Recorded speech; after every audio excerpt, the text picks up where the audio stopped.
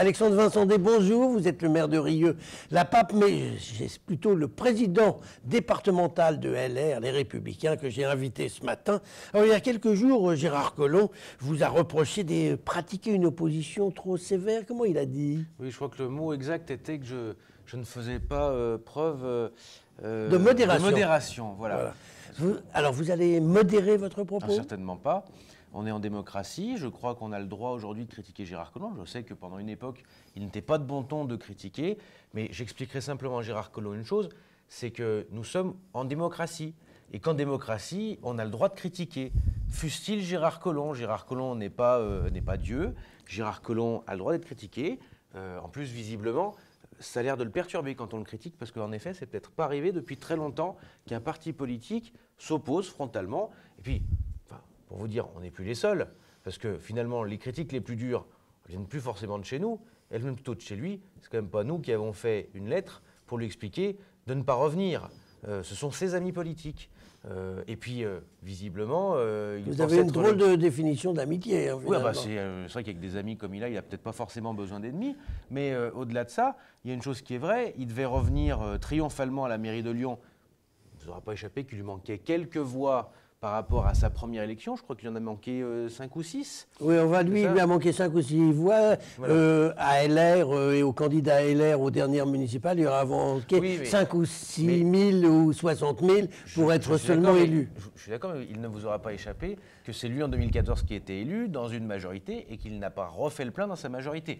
Et puis alors, fin du fin, excusez du peu, on devait le revoir arriver triomphalement à la métropole. Il nous explique, Gérard Collomb, que d'un coup, il a compris que le cumul des mandats s'arrêtait. Lui qui a cumulé toute sa vie, sénateur, maire de Lyon, président de la métropole, et là, du jour au lendemain, il dit non, moi, la main sur le cœur, je resterai maire de Lyon pour ne pas cumuler avec président de la métropole. C'est surtout parce que ses amis, à qui il a menti copieusement, eh bien aujourd'hui, ne veulent plus de lui, et il n'est pas sûr qu'il puisse être élu aujourd'hui. Voilà, donc vous voyez, si vous voulez que je fasse preuve de modération, en tout cas, je ne sais pas si j'en fais preuve, mais je fais preuve de réalisme. Dites-moi, Alexandre Vincendé, vous avez été élu président de LR par les militants, il y a un mois à peu près, et ça n'est qu'hier, mardi, que le secrétaire départemental a été désigné. Pourquoi ce laps de temps? C'est un laps de temps parce qu'en fait, donc, il y a bien sûr le temps de l'élection, qui est l'élection par les militants des présidents de fédération, et maintenant il a le temps des nominations des secrétaires départementaux et des secrétaires départementaux adjoints. Donc Patrice Verchères a été nommé ce mardi 13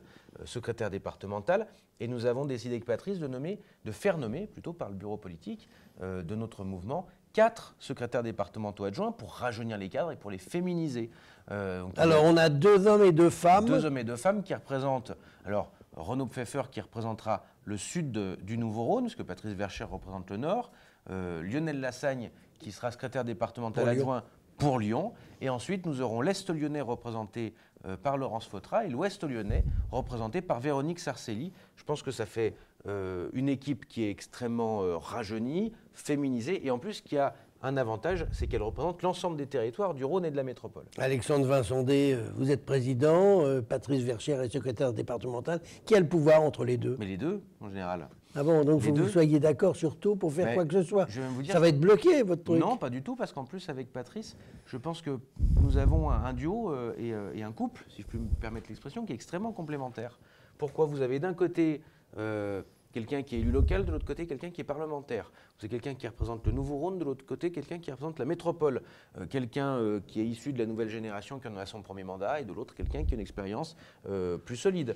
Voilà, et je pense qu'on est extrêmement complémentaires, on représente des territoires différents, on n'a pas de raison d'être en concurrence, et je pense que justement c'est la force de la complémentarité de notre duo qui fait qu'on va pouvoir avancer main dans la main. Et d'ailleurs, ceux qui pensaient qu'on s'écharperait comme des chiffonniers pour un poste, finalement, en ont eu pour leurs frais, puisque je pense que par rapport à beaucoup de nos aînés dans d'autres départements, puis dans d'autres familles politiques, la guerre des chefs était malheureusement devenue un peu une tradition.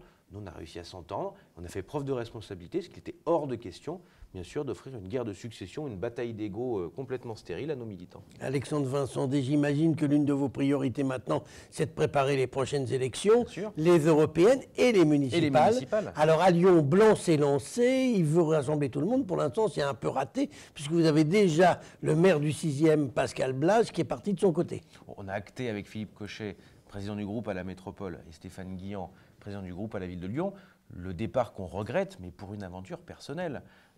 Étienne Blanc, il ne vous aura pas échappé, qu'on a eu un appel de plus de 50 élus qui tout de suite ont dit, nous on appelle à la candidature. Sur les 50, il y en avait 49 en dehors de Lyon. Non, c'est un peu dur Gérard, il y en avait quelques-uns qui étaient même beaucoup plus qu'un ou deux qui étaient issus de Lyon. J'aimerais qu'on puisse reprendre devant les auditeurs et les internautes la liste, vous verrez qu'il y en a un peu plus qu'un. Il n'y avait pas que Stéphane Guillan en tant qu'élu de Lyon.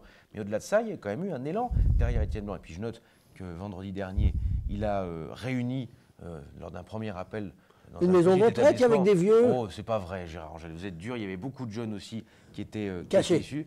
Non, ils étaient sur le trottoir. Donc, vous voyez, parce qu'il y avait beaucoup de monde et la foule débordait de l'établissement où Étienne Blanc a fait sa réunion. Et les jeunes sont polis, ils avaient laissé les bonnes places. Oui, aux parce que chez nous, les jeunes sont âgés. bien élevés, Gérard. Vous voyez. Ouais. Et pour le coup, il y avait vraiment un élan. Moi, ce que je peux regretter chez Pascal Blache, c'est que sa majorité aujourd'hui est plus que fragilisée dans le 6e arrondissement, qu'il est parti pour une aventure solitaire.